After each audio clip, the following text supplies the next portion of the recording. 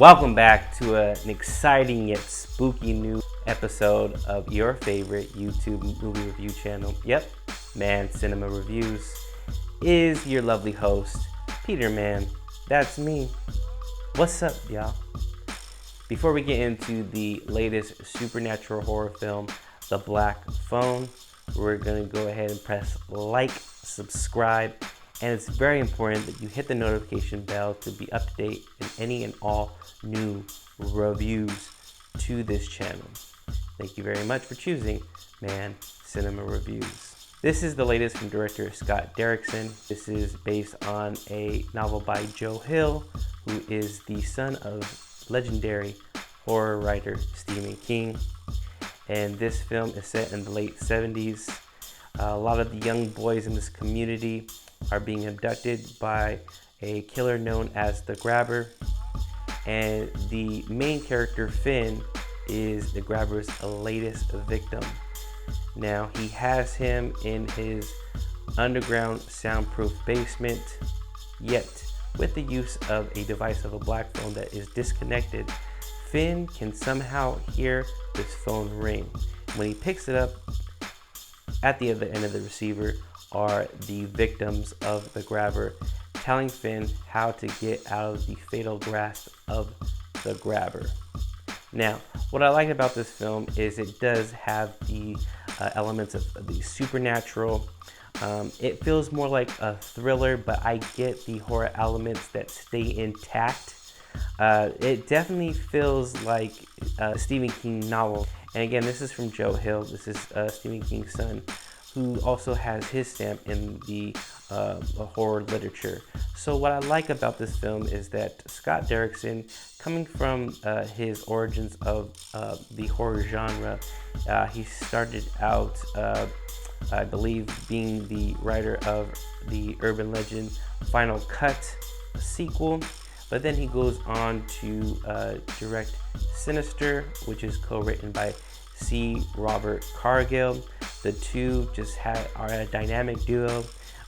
They come together as writers for the sequel for the Sinister series, but Derrickson does not direct, which he goes on to be a director of a new Marvel film, and yes, it was the first Doctor Strange film, also co-written by C. Robert Cargill. But now this dynamic duo is back again to their more horror genre roots, and I'm glad to see the two teaming up. Well, we didn't have them come back with Doctor Strange a sequel, but we did have Sam Raimi, who also comes from horror, so it was a great addition to the Doctor Strange Marvel Cinematic Universe. But with this film, I really love the young cast. I love the period piece. I love the severity that they take with the look, the sound design, the costumes. They just really get to the late 70s period piece look, which is very authentic. I thought even the script beefs up the slang and lingo that was used in that era. And again, the needle drops are amazing in this film. I really like that this film has a lot of heart before we even get into the more threatening, scary moments of the film. And again, this plays more like a thriller.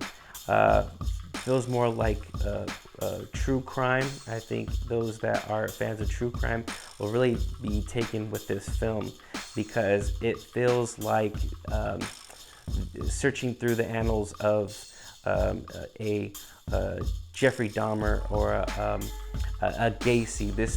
These two serial killers are really tied in with the character of the Grabber, played by Ethan Hawke.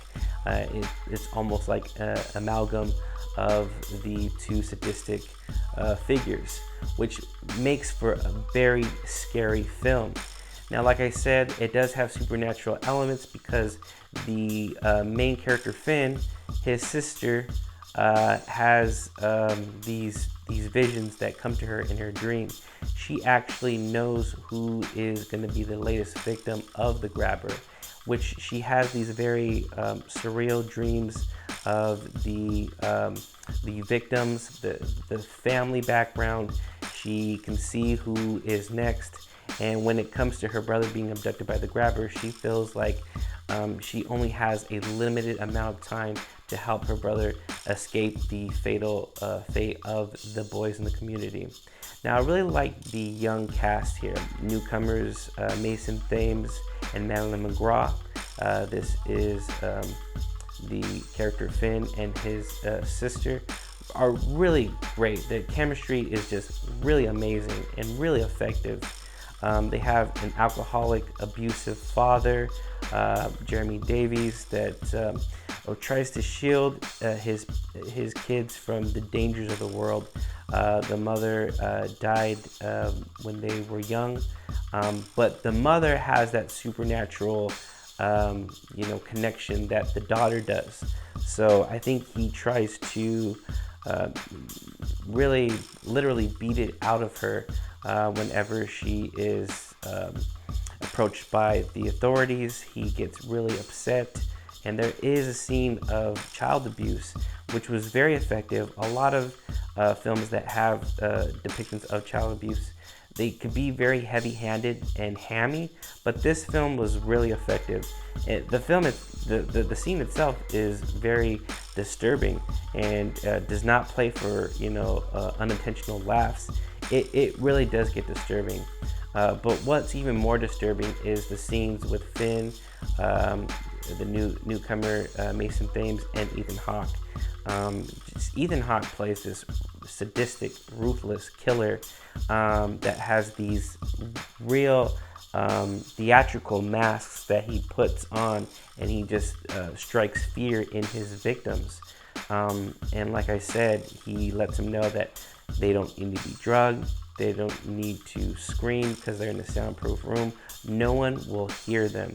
So whatever horrors that they're about to get into, it's just that they can't escape their fates. Yet it is the perseverance of Finn to get out of this situation. And it's great that I thought what was going to be heavy-handed was the scenes with the black phone that's supposed to be disconnected. Only Finn can hear it, but he is receiving calls from literally the dead. These are the victims of the young boys that the grabber abducts and ultimately tortures and kills. They're trying to get Finn to escape and make up for the mistakes that they made. They leave him clues. They give him aspects of how he could escape, where they failed, and it's really up to Finn with the limited amount of time he does have to get out of the situation. So that's where the scares and the horror come from, and couple that with a supernatural, it really is a home run. Now, like I said, I feel like the period piece, the look, the sound design, the editing, all work wonders within the first 2 acts. I think where the cons are is that it kind of falters with the 3rd act. Things do get kind of sloppy and messy, but they're very minuscule, very little things that I ding it for. As much as I like Ransome, who was a character in the It Chapter 2, he's the adult Eddie, I believe, I feel like his character was really unnecessary. And whether he plays a bigger character in the role in the novel, it just doesn't translate in the film. He almost feels like a character device that didn't really have any depth, and when it comes down to it, didn't really do anything to elevate the story. I think we stay with Ethan Hawke and how sinister he is. Pun intended, because Ethan Hawke is in Derrickson's sinister films, at least the first one, I believe.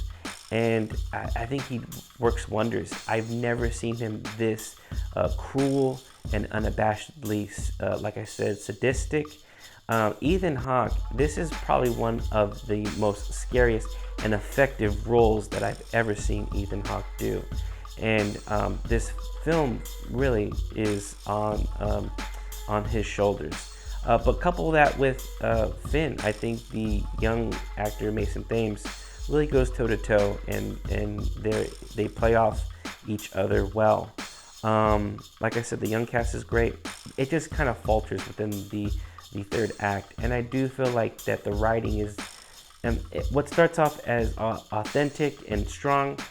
You kind of see the seams come loose, and it just becomes kind of hammy and a little heavy-handed towards the end of the film. But there's this great follow through and an effective conclusion that I do forgive its shortcomings when it gets to the ending, because it does finish strong. This film is flying on all cylinders. I think it's one of the stronger horror films of 2022, and I will give The Black Phone a strong, enthusiastic 4 stars. I think that this is a winner. If you are in for a good horror film, I think this is the one for you. Thank you very much for choosing MANN Cinema Reviews, and we'll see you on the next one.